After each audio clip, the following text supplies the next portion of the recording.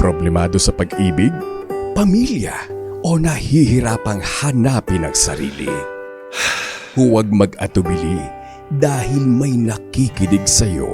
Love Me, Kathy G. This love letter is from Lenlen. Dear Kathy G, ako nga pala si Lenlen, 26 years old from Quezon City. Nais ko lang ibahagi ang kwento ng pag-ibig na nagsimula sa pagkakaibigang nasubok ng pagkakamali. At ngayon, pilit binubuo muli ng pag-asa. Matagal na kami magkakilala ng taong mahal ko. Siya si Kyle. Pareho kaming 15 years old nang una kaming naging magkaibigan. Magkaedad kami at masasabi kong isa siya sa pinakaunang taong tunay na nakagaanan ko ng loob. Noong una, simpleng tropa lang kami, kasama sa kulitan, tawanan at mga kalokohan ng kabataan. Siya ang takbuhan ko kapag may problema ako, Kathy.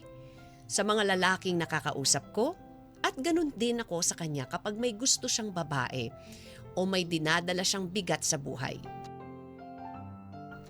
Halos lahat ng sikreto niya, alam ko. At halos buong pagkatao ko, kilala niya rin. Kasama ko siya sa masasayang araw at maging sa mga gabing umiiyak ako. Kaya hindi ko akalaing isang simpleng gabi habang kumakain kami ng tusok-tusok sa gilid ng kalsada, bigla niyang sasabihin ang mga salitang babago sa lahat. Lenlen, gusto kita, hindi bilang kaibigan, kung hindi higit pa doon. Nagulat ako, Kathy, dahil sa tagal naming magkaibigan, natakot akong sumugal. Natakot akong masira ang samahang matagal naming iningatan. Kaya tinanggihan ko siya. Sinabi kong ayokong mawala ang kung anong meron kami. Pero habang lumilipas sa mga araw, napagtanto kong unti-unti ko na rin pala siyang minamahal.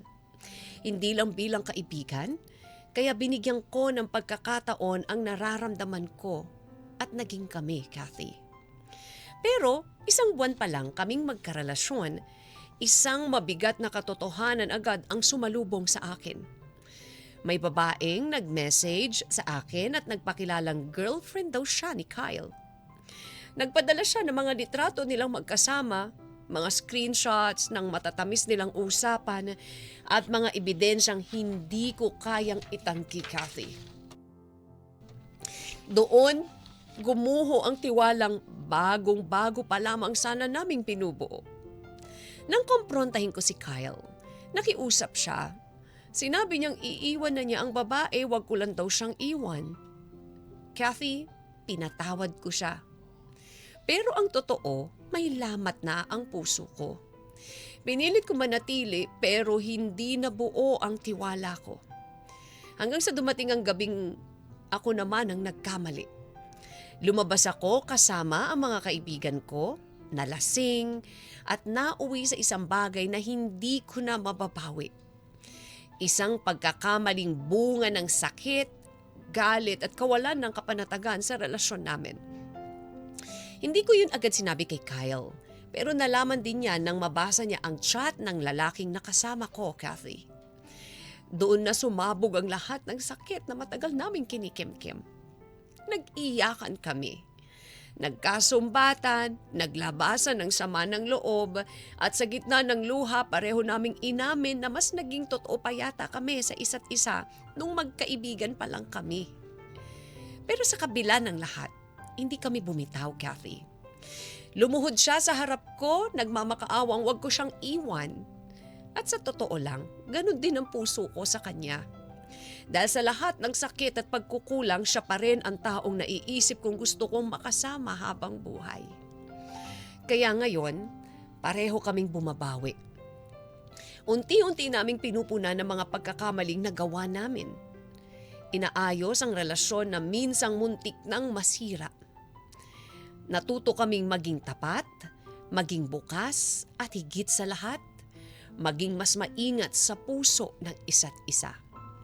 Hindi ko maitatanggi, Kathy, na may mga gabing bumabalik pa rin ang takot, may mga pagkakataong naiisip ko kung mauulit ba ang lahat o baka mas masakit pa.